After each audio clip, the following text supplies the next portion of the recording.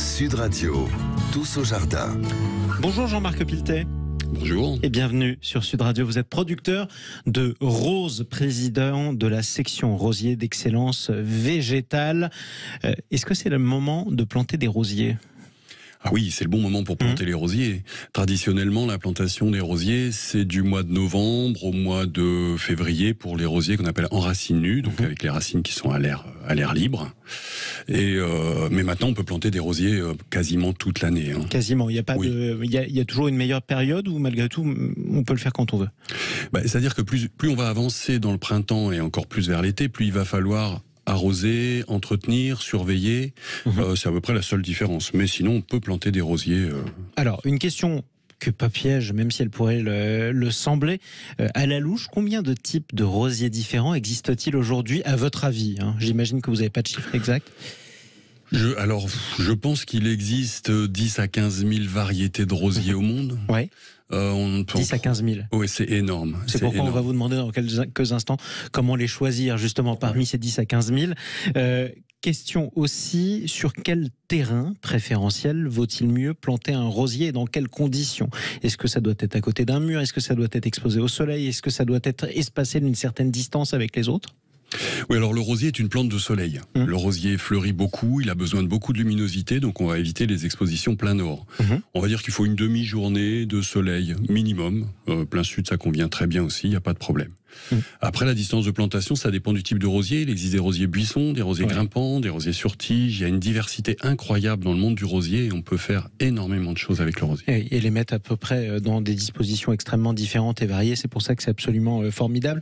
Est-ce que ça a besoin d'eau ? Et de beaucoup d'eau. Alors, le rosier a besoin d'eau, oui, mais s'il y a un manque d'eau, ça va pas le faire mourir.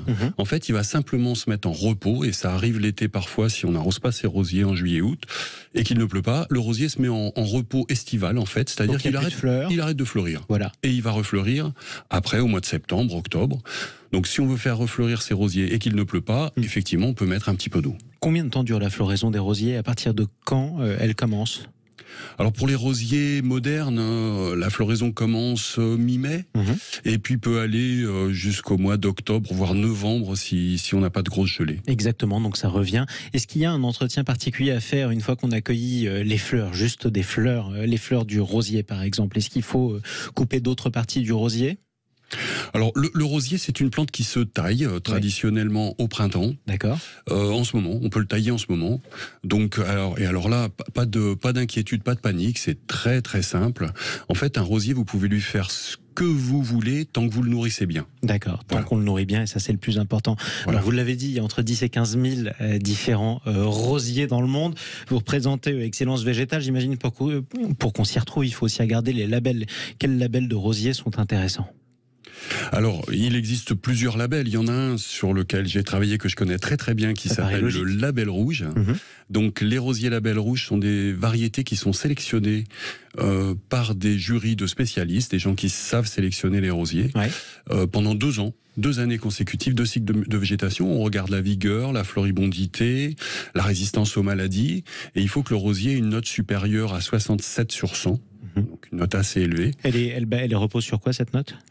Alors chaque critère est noté, la vigueur, la résistance aux maladies, la floribondité, l'aspect général du rosier, le feuillage, il y a 8 critères qui sont notés. Beau et costaud, en d'autres termes. Voilà, exactement. Et ça c'est le plus important. Merci beaucoup d'être venu nous rappeler tous ces bons conseils. Justement, il n'y a jamais de bonne saison pour planter. Il n'y a que des bonnes saisons, au contraire, pour planter des rosiers. Il n'y a que des bonnes manières, d'ailleurs, pour décorer son jardin. Merci à vous, Jean-Marc Piltet, producteur de roses, président de la section rosier d'Excellence Végétale.